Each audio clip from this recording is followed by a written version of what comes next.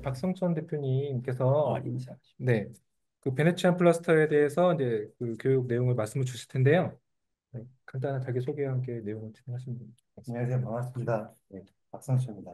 인스타그램에서는 핸드박으로 닉네임이 되어 있고요. 근데 저도 이 미장을 하면서 왜 베네치안 플러스라는 이름으로 명명이 되어 있는지 되게 궁금했었거든요.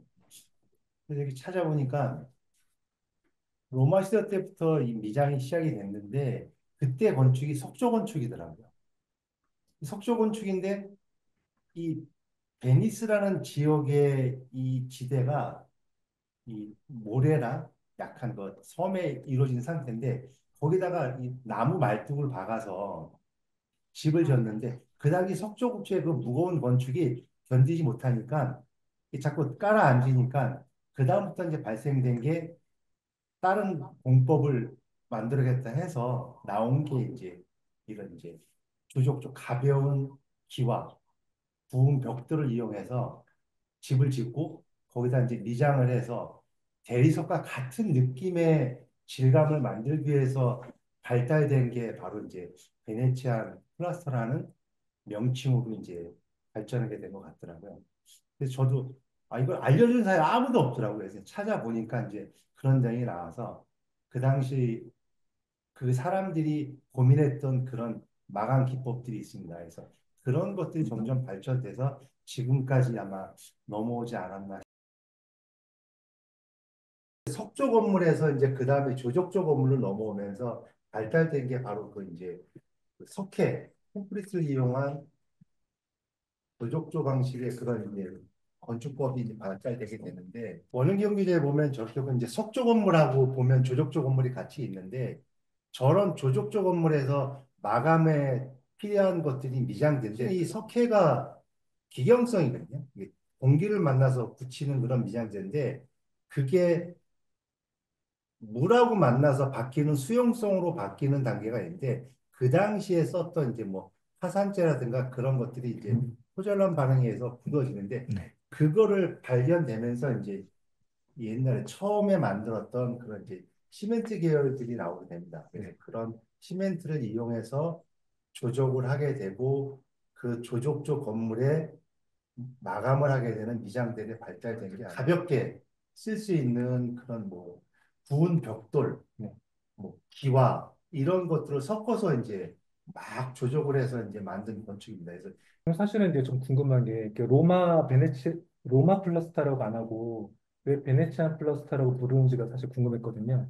다른 데는 석조, 대리석만 쌓으면 마감이 되는 그런 건축이었는데 베니스라는 지역은 워낙 지반이 약하니까 거기다 나무 말뚝을 박고 그 위에다가 다시 바탕을 잡아서 그 위에서 집을 짓는데 그때 석조 건물 저렇게 대리석을 쌓아서 졌던 건물들이 자꾸 가라앉으니까 가볍게 집을 짓기 위해서 만든 게 이제 벽돌 가지고 쓰는 그런 이제 조족조 건물이 이제 발달하게 되고 거기에 마감을 하기 위해서 그러한 마모리노라는 석회를 이용해서 이제 마감을 하게 되는데 그때 이제 같은 대리석 느낌을 잡기 위해서 계속 발전된 것이죠. 네. 결국 그래서 뭐, 뭐 로마 플라스토나 뭐 다른 플러스에는 붙일 수 있지만 다만 그래서 지역 이름인 베네치아라는 지역을 가지고 이제 미장의 가장 기본이 되는 명칭으로 통칭이 된 거죠. 그러면 사실 영국이나 프랑스에도 더 좋은 대리석이 있었을 것도 같은데 왜 이탈리아의 그 재료가 더 좋은 평가를 받는지 그러니까 궁금해요. 대리석은 어디나 다 있었는데 석회가 그 알프스 산맥 돌로마이트라는 우리 그 석회암이 있는데 그게 결국 그 지역이 다 석회입니다. 거기서 또 중요한 게 이제 그 수경성으로 바뀌는 그 포졸란 반응이 이루어지는 굳혀지는 단계인데 원래 그 석회는 물에 담가놓으면 안 굳게 돼 있거든요. 이게 공기를 만나야 굳는데 물을 만나 굳게 하는 그 자체가 화산재라든가 운석에서 떨어진 변형된 그런 그 석회암이 있는데 그게 수경성으로 바뀌면서 아마 시멘트에 아마 기용이 됐을 거예요. 그러면 이제 우리나라나 뭐 일본 아니면 뭐 미국에서 나오는 시멘트랑 그 돌로마이트 이탈리아 지역에서 나오는 거랑은 아주 성질이 좀 다르다는 말씀으로 이해하면 될까요? 맞습니다. 네. 그러니까 우리가 보통 석회라는 그 화학식은 똑같은데 네. 구성되는 건 여러 가지. 예를 들어서 바다에서 나는 석회도 있는데 그런 석회들이 조금 다릅니다. 자료 보내주셨던 거 보면 이게 207편의 분이잖아요. 제가 기억하기로는 여기 그 자료 화면 보내주셨는데 이게 이제 한 100년, 200년이 그렇죠. 아니라 한 500년, 600년? 거의 뭐 네. 그렇죠. 거기에 보면 네. 저기 예전에 그런 원초적인 저런 시멘트 계열의 아까 그 조족조 네. 네. 다음에 저런 이제 시멘트가 입혀지고 네. 계속 이제 레이어가 이제 쌓여가는 거죠. 유럽 미장이라고 하는 네. 거는 유럽의 저런 오래된 벽의 느낌을 표현하는 거라고 보통 네. 뭐 얘기하죠. 사실은 전후에 영향을 줬다는 내용 맞습니다. 예전에 한번 말씀 예, 주셨었는데 예. 국조 건물이 다 이제 네. 망가지고 네. 나니까 네.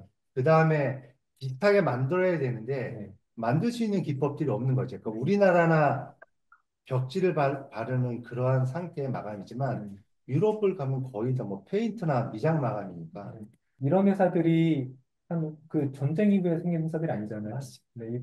몇 대를 거쳐서 음. 들어온 그 알료 회사인데 음. 이태리에 이제 베로나에 있는 저 돌시라는 알료 회사인데 여기가 아마 이태리에서 제일 가장 큰 알료 회사를 알고 있습니다. 그리고 역사도 제일 깊고 음. 저 옆에 보이는 그 오른쪽에 보이는 그 사진은 네. 그러니까 알료 원석을 구워서 색을 내는 구웠을 때 나오는 그 색이 진짜 색인데 그런 소성되는 그 소성 기계를 제가 이제 본 거, 저 처음 봤습니다. 사실 미국이나 독일이나 이런 데는 훨씬 더 공장도 멋있고 자동화가 돼 있을 것 같은데 아직도 이렇게 만드는 거야.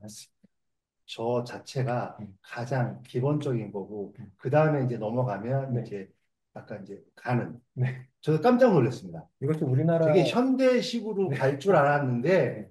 실제 가봤더니 음. 아니 맷돌로 갑니다. 돌로 음. 갑니다. 예. 음. 그래서 우리가 쓰고 있는 현재 저런 안료나 네. 그 다음에 실제 그 조색제에 들어가는 안료들도 네. 결국은 저게 들어갑니다. 네. 저거는 이제 지역마다 다릅니다. 아, 저게 네. 인도에서 나온 돌일 수도 아, 있고 네.